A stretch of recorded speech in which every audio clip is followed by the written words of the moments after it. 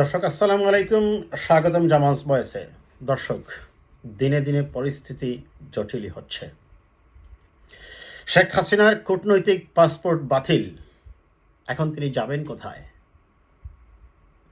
আপনারা জানেন যে যদি বাংলাদেশের কারো সরকারি পাসপোর্ট থাকে তাহলে তিনি ৪৫ দিন পর্যন্ত ভারতে গিয়ে বিনা ভিসায় থাকতে পারবেন বা ভ্রমণ করতে পারবেন।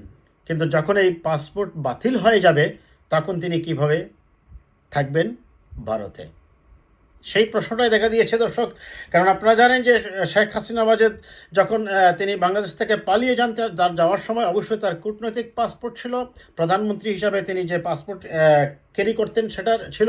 এখন তিনি প্রধানমন্ত্রী নন, কিন্তু তার কূটনৈতিক পাসপোর্টও নেই, সেটা বাংলাদেশ সরকার বাতিল করে দিয়েছে। এখানে একটা জিনিস বলে রাখি দর্শক, আপনাদের জানা আছে কিনা জানি না, শেখ হাসিনা ওয়াজেদ যেদিন পালিয়ে যাবেন তার মূলত সিদ্ধান্ত হয় ৪টা অগাস্ট, এবং সেই ৪টা অগাস্ট তার সাথে আরও অনেকে পালিয়ে যাবার ইচ্ছা পোষণ করেন। এবং সর্বমোট আমরা জানতে পারি যে তার কাছে জমা হয়েছিল প্রধানমন্ত্রী দপ্তরে ১৫৭টি পাসপোর্ট, কূটনৈতিক পাসপোর্ট, যেটা ছিল বেশিরভাগই মন্ত্রিসভার সদস্য এবং পার্লামেন্ট মেম্বার এবং কিছু বড় বড় আমলারও ছিল। সেই ১৫৭ জনকে নিয়েই শেখ হাসিনা ওয়াজেদ বাংলাদেশ ছেড়ে পালিয়ে যাবেন, সেটা আগের দিনই সিদ্ধান্ত হয়।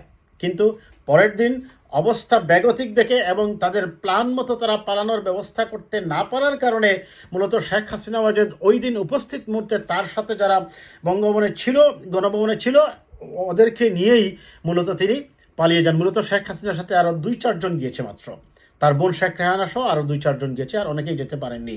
এখানে সমস্যাটা বেঁধেছে সেই যে ১৫৭ জন তাদের পাসপোর্ট জমা দিয়ে দিয়েছিলেন, সেই পাসপোর্টটাও আর তারা পরবর্তীতে ওইখান থেকে তুলে আনতে পারেননি। আর সেই পাসপোর্ট তুলে না আনতে পারার কারণেই অনেকেই গিয়ে আশ্রয় নিয়েছিলেন ঢাকা ক্যান্টনমেন্টে, অনেকে আশ্রয় নিয়েছেন যার যার বাসায়, কারো আত্মীয়ের বাসায়, বা তারা গোপন স্থানে চলে যান। এখন এই গোপন স্থানে চলে যাওয়া ব্যক্তিরা বিভিন্ন সময় আপনারা দেখেছেন যে বাংলাদেশের সীমান্ত দিয়ে ভারতে পাড়ি দেওয়ার চেষ্টা করছেন। গতকালকেও শামসুদ্দিন চৌধুরী মানিক গ্রেপ্তার হয়েছেন আপনার সালমান এফ রহমান, আনিসুল হক সহ আরও অনেকে। এই সালমান এফ রহমান এবং আনিসুল হক দুজনেরই পাসপোর্ট কিন্তু, কূটনৈতিক পাসপোর্ট কিন্তু জমা ছিল প্রধানমন্ত্রীর কার্যালয়ে। কথা ছিল তারাও শেখ হাসিনার সাথে পালিয়ে যাবেন ভারতে, কিন্তু এই পাসপোর্টগুলো থেকে যাওয়ার কারণে তারা পড়ে যান বিপদে। এখন কোথাও যেতে পারছেন না, তাদের একমাত্র বিকল্প পথ হচ্ছে বাই রোডে কোনো না কোনোভাবে বা নৌকায় করে ভারতে পালিয়ে যাওয়া। যাই হোক, এখন শেখ হাসিনা ওয়াজেদের সেই এই কূটনৈতিক পাসপোর্টটাও বাতিল হয়ে গেছে। এখন কি হতে পারে? তাকে কি ভারত ফেরত পাঠিয়ে দেবে? আমরা এই ব্যাপারে একটা রিপোর্ট এসেছে, আমরা এই রিপোর্টটা একটু আগে পড়ে নেই দর্শক, তারপরে আমরা আসবো আমাদের আলোচনায়। কূটনৈতিক পাসপোর্ট বাতিল হওয়ার পর ভারত কিভাবে থাকবেন শেখ হাসিনা? বাংলাদেশের ক্ষমতাচ্যুত প্রধানমন্ত্রী শেখ হাসিনার কাছে কূটনৈতিক পাসপোর্ট ছাড়া আর কোনো পাসপোর্ট নেই। ছাত্র জনতার গণ অভ্যুত্থানের ফলে তিনি ভারতে চলে যান। তার ভারতে প্রায় ৩ সপ্তাহ কাটিয়ে ফেলেছেন, অর্থাৎ ২০ দিন হয়ে গেছে আজকে নিয়ে দর্শক। বাংলাদেশের স্বরাষ্ট্র মন্ত্রণালয় সম্প্রতি তার সাবেক প্রধানমন্ত্রীর পরবর্তী পদক্ষেপ নিয়ে নানা জল্পনা কল্পনা তৈরি হয়েছে। বাংলাদেশের অন্তর্বর্তী সরকার তার কূটনৈতিক পাসপোর্ট বাতিল করেছে। এই অবস্থায় তার ভারতে অবস্থান নিয়ে তৈরি হয়েছে এক ধরনের জটিলতা।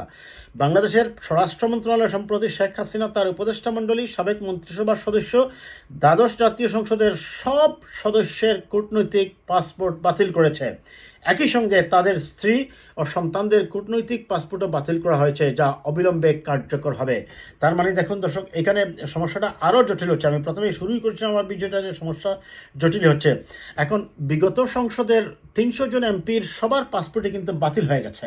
এখন শুধু তাই নয়, তার পরিবারের সদস্যদেরও বাতিল হয়ে গেছে। তার মানে এরাও এখন চাইলেও যদি দেশের ভিতর থাকে তাহলে তারা দেশ থেকে আর বাইর হতে পারছে না, আনটিল অ্যান্ড আনলেস তাদের নামে আরেকটি নতুন পাসপোর্ট ইস্যু করা হয়। প্লাস যারা দেশের বাহিরে আছে এখন বাংলাদেশি পাসপোর্ট নিয়ে, তারাও যদি বাংলাদেশে আসতে চায় সেই ক্ষেত্রেও তারা আসতে পারবে না, আনটিল অ্যান্ড আনলেস আরেকটা নতুন বাংলাদেশি পাসপোর্ট তাদের নামে ইস্যু করা হয়। শেখ হাসিনা ক্ষমতাচ্যুত হয়ে দেশ ত্যাগ করার পরপরই রাষ্ট্রপতি মোহাম্মদ শাহাবুদ্দিন সংসদ ভেঙে দেন। এসব ব্যক্তির পাশাপাশি কূটনৈতিক কর্মকর্তাদের মধ্যে যাদের চাকরি বা চুক্তি শেষ হয়ে গেছে বা চুক্তি বাতিল করা হয়েছে, তাদেরও কূটনৈতিক পাসপোর্ট বাতিল করা হয়েছে। সাধারণ পাসপোর্টের জন্য আবেদনের পর কমপক্ষে 2টি তদন্ত সংস্থার ছাড়পত্র সাপেক্ষে তাদের নামে পাসপোর্ট ইস্যু করা হবে। এখন তাদের নামে যে তদন্ত হবে, তারা কোথায় আছে, তারা সিগনেচার করেছে, কোন জায়গায় থাকে, তার অ্যাড্রেস খোঁজা হবে, আরও অনেক ঝামেলাই আছে।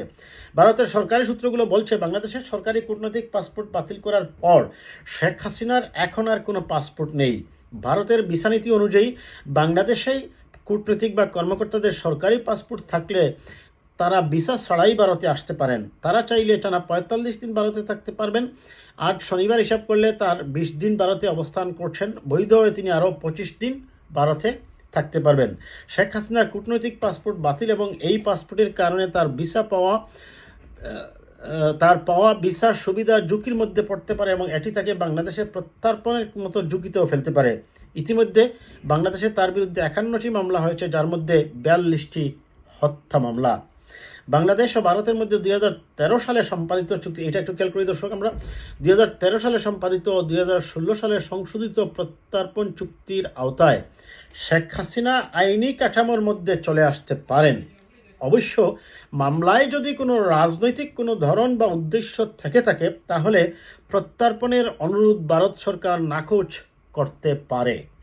তবে খুনের মতো অপরাধের মামলাকে স্পষ্টভাবে রাজনৈতিক বলে বিবেচনার থেকে বাহিরে রাখা হয়েছে। আশ্রয়ে থাকা ব্যক্তির প্রত্যর্পণের অনুরোধ আরেকটি কারণে প্রত্যাখ্যান করা যেতে পারে।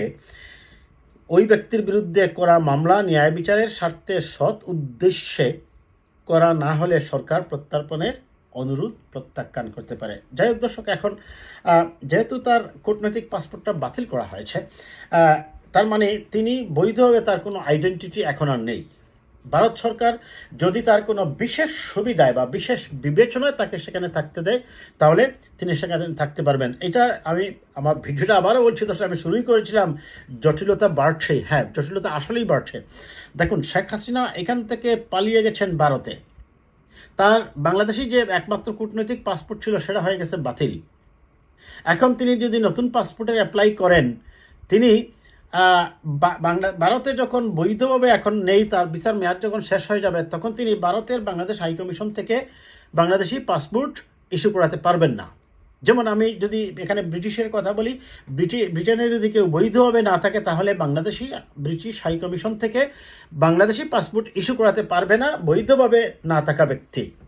কারণ শেখ হাসিনার ভিসা তখন এক্সপায়ার হয়ে যাবে। যদি তিনি এই শেষ আরও যে ২০ দিন আছে সেই ২০ দিনের মধ্যে অ্যাপ্লাই করে রাখেন, তাহলে সেটা হচ্ছে অন্য ব্যাপার। এক, দ্বিতীয়ত হচ্ছে তিনি বাংলাদেশ থেকে যে পাসপোর্ট নিয়ে গিয়েছেন, ওই পাসপোর্টই যেহেতু বাতিল হয়ে গেছে, তিনি তো ওই পাসপোর্টের আইডেন্টিটি নিয়েই ব্রিটিশদের কাছে অ্যাসাইলাম চেয়েছেন। আমেরিকায় চাইতে পারেন, ইউরোপিয়ান ইউনিয়নের যে কোনো দেশে চাইতে পারেন, কানাডা, অস্ট্রেলিয়া চাইতে পারেন। এখন তার যেহেতু বৈধ আইডেন্টিটি নেই, তিনি কিভাবে এইসব দেশেও আবার অ্যাসাইলাম চাইবেন, সেটা হচ্ছে আরেকটা প্রশ্ন। তৃতীয়ত হচ্ছে, তিনি এখন তাহলে বাংলাদেশে ফেরত আসতে চাইলে বাংলাদেশ সরকার যদি অ্যালাউ করেও, এটা নিশ্চিতভাবে তার বিরুদ্ধে ইতিমধ্যে প্রায় ৪০-৫০টি মামলা হয়ে গেছে, এবং তার মানে তিনি আসার সাথে সাথে তাকে যে গ্রেপ্তার করা হবে সেটাও প্রায় নিশ্চিত। সেই ক্ষেত্রে ভারত হয়তোবা, যেহেতু তাদের স্বার্থের ব্যাপার শেখ হাসিনাকে দিয়ে বা আওয়ামী লীগকে দিয়ে, তারা হয়তোবা সেখানে বিশেষ বিবেচনায় শেখ হাসিনাকে থাকতে দেবে।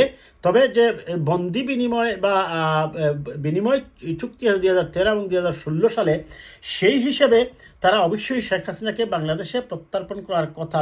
যদিও এখানে একটা অপশন আছে, যদি মনে করে তারা সেই মামলাগুলো ন্যায় বিচারের স্বার্থে বা হচ্ছে না বা রাজনৈতিক উদ্দেশ্যে হচ্ছে, সেই ক্ষেত্রে তাদের প্রত্যাখ্যানের সুযোগ আছে।